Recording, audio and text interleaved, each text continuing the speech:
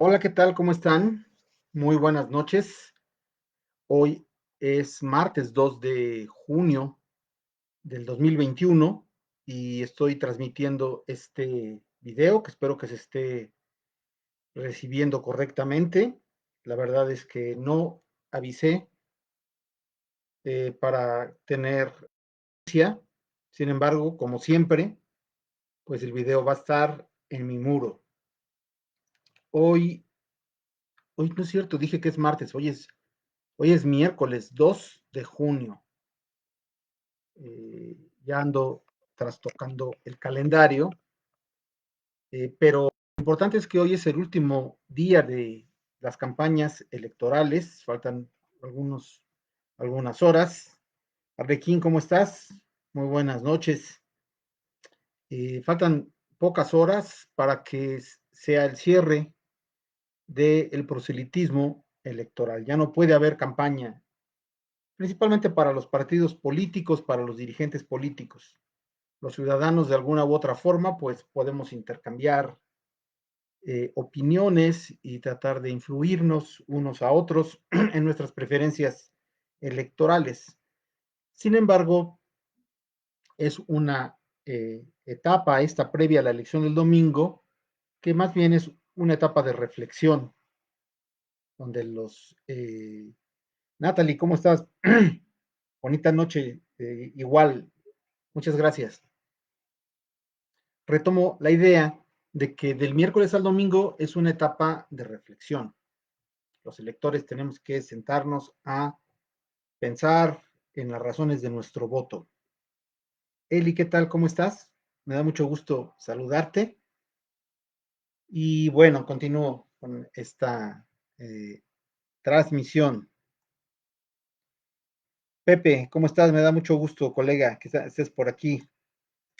Y bueno, pues yo creo que sí es muy importante reflexionar, sobre todo en estas elecciones, las razones de nuestro voto, porque no pueden ser los argumentos a veces intrascendentes, a veces malintencionados, con los que se ha querido convencer a la gente para votar en contra del proyecto de transformación que está llevando a cabo López Obrador. Nosotros sabemos que hay eh, una gran grupo, alianza política, empresarial y mediática para cuestionar, golpear e insultar al presidente todos los días. Entonces, esta situación pues ha llevado a la polarización social, donde pues en las redes sociales, con nuestros amigos, con nuestros familiares, pues se ha crispado y se ha tensado esta relación por causas políticas.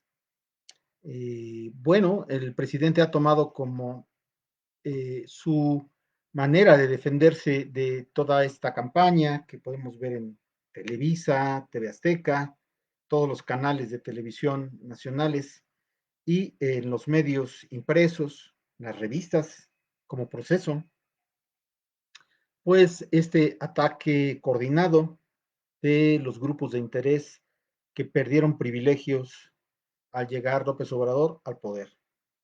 Entonces, pues el próximo domingo es muy importante que acudamos bien convencidos de las razones por las que vamos a votar por tal o cual opción política. Y es aquí donde, dado que va en pocos minutos a terminar el proselitismo, yo quiero exponer mis razones del voto como académico de la UNAM, como ciudadano, como miembro de una organización política a la cual renuncié, como fue el PRD, de la cual fui fundador, pues quiero expresar las razones de mi voto para este próximo domingo. Antes que nada, quiero decirles que no soy miembro de Morena, aunque voy a invitarlos a votar por Morena. Tampoco creo que Morena sea el gran partido político de la izquierda. Creo que ha perdido tiempo desde el 2018 para acá por conflictos internos. Creo que es un partido de ciudadanos principalmente, pero con poca formación política y poco proyecto. realmente Morena, si se compara con el pues, liderazgo del presidente, pues ha aportado poco, solamente la organización electoral, que al parecer desde la elección pasada ha sido muy buena, pero le hace falta más vida política de hablar con la gente, crear proyectos, crear iniciativas, liderazgos, que es una de las funciones importantes del partido. Morena es un movimiento que se convirtió en partido y que necesita pasar de esa etapa del movimentismo al de una estructura política eh, vigente, con mucha discusión interna y sobre todo con propuestas. Y bueno, hay que ser críticos en ese punto. Pilar, ¿cómo estás? Me da mucho gusto saludarte. Sin embargo, si comparamos a Morena con las otras organizaciones políticas, con los otros partidos políticos, está eh, mejor constituida. Después de la derrota en el 2018, tanto el PRI como el PAN se vinieron abajo, están desorientados, no tienen liderazgos ni estructura clara y pues no tuvieron otra alternativa más que seguir las instrucciones de un magnate, de un hombre de mucho dinero que se llama Claudio X González, que tiene como característica principal el no querer pagar impuestos y el tratar de imponer el régimen de privilegios que le eran favorables a ciertos grupos empresariales, principalmente a él, porque su papá, del mismo nombre, Claudio X González Laporte, era asesor de Carlos Salinas de Gortari y fue uno de los consentidos del régimen prianista. Entonces, bajo esa circunstancia, es por la cual Claudio X González empezó a mover alianzas políticas y unió a la oposición variopinta de un partido supuestamente de izquierda como el PRD, un partido de la derecha católica, porque si ustedes leen sus documentos básicos, principios de doctrina, se llama eh, el libro principal o el documento principal del PAN, pues habla de que es un partido de orientación católica. Y el PRI, que es un ente oportunista, que no se sabe si es de izquierda o de derecha, más bien son aficionados al poder y a la tranza y a la corrupción. Igual que el PAN, igual que el PRD, pero esos tres partidos, pues hizo un masacote este señor Claudio X González para presentarlo como una alternativa electoral. Pues son los dinosaurios que han ido desapareciendo, pero que persisten ahora sí que aceitados por el dinero de un hombre muy rico en México. Entonces, antes de fundamentar mi voto, quiero decirles que a López Obrador tampoco tengo el gusto de tener un trato con él directo. Cuando López Obrador, la primera vez que lo vi, fue en el PRD, en la sede nacional que estaba en Monterrey, Monterrey 50 o Monterrey 80, creo que es Monterrey 50, donde uno de los proyectos que yo tenía en ese entonces lo estaba manejando Alejandro Encinas, que era secretario de Acción Política. Lo que pasa es que una de las propuestas que presenté a nombre de mi comité de base de portales fue aprobada en el Congreso Nacional de Huastepec y yo fui a negociarla con Alejandro Encinas, con quien estuve colaborando algunos meses, que era la formación nacional de cuadros y el Instituto de Opinión Pública. Las dos propuestas fueron aprobadas, las presentamos nosotros como comité de base de portales y se aprobó a nivel nacional, que son, por cierto, entidades con las que todavía cuenta ese partido político que está por desaparecer, que es el PRD y que pues yo fundé. Bueno, entre otros miles de mexicanos. El asunto es de que una vez estaba esperando a que me recibiera Alejandro Encinas y había un sillón enfrente de la oficina de Alejandro. Había mucha gente sentada que se iba recorriendo conforme el secretario de organización, Alejandro Encinas, pues los iba atendiendo y se iban recorriendo, unos de pie y luego se sentaban. Era un sillón de 3 piezas y cuando a mí me tocó sentarme, pues empecé a repasar mis apuntes para pues hablar con los temas que tenía que ver con Alejandro Encinas, y cuando alcé mi mirada y volteé a ver, estaba López Obrador, Andrés Manuel López Obrador, de pie. Ya tenía una posición importante en el partido, porque ya había llevado a cabo su movilización en Tabasco, y bueno, yo desde ese entonces ya admiraba a Andrés Manuel, y volteé a ver, y me levanté, y le dije, licenciado, ¿quiere sentarse? Y Andrés Manuel llevaba un Samsonite, un portafolio, y lo tenía entre las piernas, y me dijo, no, no, no, no, no, ¿cómo cree? Vamos a pasar todos. Y dije, no, licenciado, si quiere, no, no, no, no, no hay problema.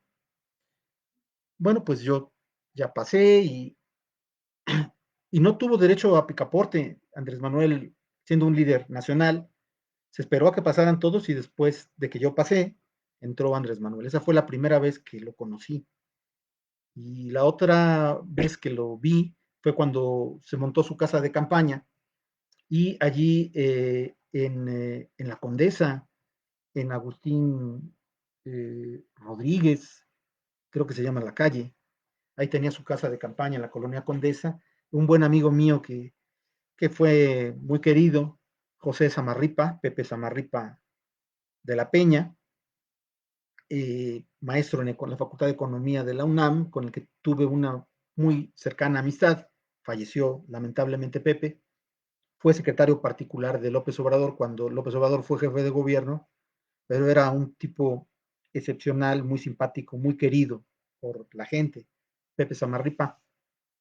Y él me invitó a unirme a la casa de campaña cuando recién se había montado, todavía ni siquiera era candidato del PRD a la presidencia, a la gobernatura, a la jefatura de gobierno de la Ciudad de México, del Distrito Federal entonces, y allí fue donde trabajé en su campaña y lo veía ocasionalmente, muy trabajador López Obrador, pero nunca he tenido un trato directo con él.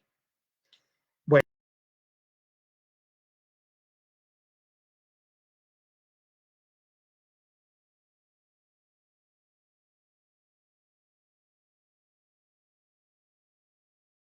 eso sí, lo que sí lo vi desde cuando trabajaba en su casa de campaña es que le gustaba mucho comer comida típica, y bueno, se servían bien. Él y Octavio Romero en ese entonces, que ahora es director de Pemex, estaba en la casa de campaña, y Pepe Samarripa, y yo algunas veces departí con ellos, pero no tuve una cercanía con López Obrador en ese entonces, pero esa es la idea que siempre he tenido de él. No es un político que quiera tomar ventaja personal de su liderazgo, su posición eh, administrativa, que fue pues el gobernante de la ciudad más grande del mundo, la Ciudad de México. Bueno, esa es una parte de mi argumentación, la convicción total de que López Obrador es un personaje honesto y que no va a robar y que se maneja por principios. Esa es una característica de López Obrador, que difícilmente podemos encontrar en otros políticos de su dimensión. Los invito a votar por Morena porque no sería muy costoso para México que aquellos que han mm, crecido del despojo de las riquezas del país vuelvan a gobernar. Esto sería un grave error para los mexicanos, sobre todo para los más jóvenes, los niños que merecen un futuro mejor. A veces se nos olvida que los que somos más grandes, pues hemos vivido en un México de corrupción, de violencia, de discriminación, de desigualdad, de pobreza, teniendo un país tan rico en recursos naturales, tan fuerte desde un punto de vista cultural como lo es México, con la voluntad de los mexicanos de salir adelante, que es patente todos los días, tener gobernantes que despojen de su futuro a los mexicanos es una tragedia. Será una tragedia si estos señores del PRI, del PAN, del PRD, vuelven a gobernar el país. Sobre todo será una tragedia porque el voto va a ser movilizado, por lo que alcancen a ganar de votos, va a ser movilizado principalmente por el miedo, por el odio que están sembrando en los mexicanos y que muchas veces está dando en el blanco en muchos mexicanos. Saludos, saludos, Maki, muchas gracias por tus comentarios. AMLO es admirable, dice Maki. Miren, lo que dice Maki es absolutamente cierto. Aquí hay una polarización entre aquellos que ven en López Obrador a una persona del pueblo, a una persona vulgar, que no tiene educación, que habla un mal español, que no tiene el porte fifí o de una persona con recursos, y muchos de los que lo desprecian pues pertenecen a la misma clase social que denostan al transmitir estos sentimientos hacia el presidente de la República. Sin embargo, López Obrador, al despreciarlo de esa manera, lo anulan absolutamente, y aquellos que desprecian al presidente no se dan cuenta las dimensiones de estadista que tiene, y sobre todo no observan que tiene una lectura política de algo que López Obrador conoce como ningún otro, que es México, la realidad mexicana. López Obrador le ha dado 4 vueltas al país y conoce todos los municipios de México, que es un país muy grande. Ningún político, creo que lo intentó hacer Anaya, haciendo el ridículo, subiéndose a un pecero en Ecatepec. Ningún político conoce México y los sentimientos de la gente como lo hace López Obrador. Aquí hay más comentarios. Dígamelo a mí, camarada, que he sido hijo de la calle, viviendo en las colonias más conflictivas, donde se enfatizan todos los problemas sociales. Así es, hay que tener un conocimiento de México para pues, poder tomar decisiones en beneficio de la mayoría. No se puede gobernar desde una oficina. López Obrador alguna vez hizo un comentario de que estaban blancos de piel, de color, los políticos del PRI y del PAN, porque no se asoleaban, porque no salían a ver a la gente, porque no hablan con el pueblo, porque desde las oficinas creen que se puede gobernar un país. Maki Quiroz, todos con AMLO. Marco, tienes mucha razón en los comentarios que haces de nuestro presidente. Pues sí, y quisiera abundar en mis razones del voto. Desde que México es un país, bueno, desde que triunfó la revolución y todo el periodo posrevolucionario hasta que se institucionalizó la vida democrática en México, todos sabemos que hubo un partido dominante que fue el PRI, que llegó a gobernar porque hizo una alianza de los sectores más importantes, el sector obrero, el sector popular, el ejército en un principio, y el sector campesino. Eh, a través de esa complicidad de intereses, donde el PRI les daba dinero y maiceaba, compraba a estos sectores que le llamó el PRI, es como se pudo pues, no solamente sostener el PRI durante mucho tiempo, sino crear una cultura política que entiende la política como una actividad de beneficio personal y de grupos pequeños, no del pueblo. Entonces, la gran alianza del PRI con estos sectores se fundamenta en compartir intereses, en mediar esos intereses. Ha sido un largo recorrido para poder llegar a una auténtica democracia como la que ocurrió en el 2018, porque si vemos hacia atrás, empezó desde antes del 68 con los movimientos de médicos, con los movimientos magisteriales de los 50 y los 60, después el movimiento de los estudiantes en el 68, la apertura obligada que tuvo que hacer el gobierno de López Portillo para abrirse a otros partidos políticos, porque durante mucho tiempo solamente era el PRI, el PAN y unos partidos satélite al PRI. Se empieza a abrir la vida política, la posibilidad real de que expresiones de izquierda participen en la elección, Y después de eso tenemos que ser conscientes de que el camino no ha sido fácil. Se creó un Instituto Nacional Electoral que siempre ha puesto trabas a los triunfos de la izquierda, a robarse las elecciones, el fraude del 88, el fraude del 2006, y sin embargo la gente por vía pacífica ha luchado para que México tenga un mejor futuro y para sacar a los corruptos de la toma de decisiones. Eso lo logramos, esa posibilidad en el 2018, y a partir del 2018 la situación ha sido muy complicada para López Obrador, porque si bien el proyecto es muy claro sobre cuáles son los intereses para México en este nuevo gobierno, que es orientar el presupuesto a las mayorías, el que México tenga una posición internacional más activa, eh, sobre todo hacia Latinoamérica, el tratar de encontrar una estrategia de seguridad que vaya a la raíz de los problemas y no solamente a ametrallar y a matar gente. Son estrategias que no van a generar un cambio de un día para otro. No es una cosa de 2 años, de 3 años. Como ha dicho el presidente, se tienen que sentar las bases para la transformación. Transformar el poder judicial, transformar la policía, el ejército, que ha tenido una transformación importante desde 2018. Todos esos pasos que nunca vimos mientras gobernó el PRI y el PAN, o desgobernó, como le quieran ustedes llamar, pues los habíamos experimentado hasta ahora. Entonces, todo eso nos tiene que quedar muy claro.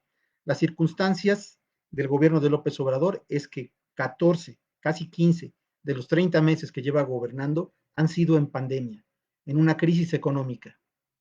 Anterior a la pandemia, México sufrió la falta de crecimiento económico debido principalmente a la guerra comercial entre Estados Unidos y China. Los últimos gobiernos han tenido crecimiento cero en términos reales, y el proyecto de López Obrador era empezar a crecer.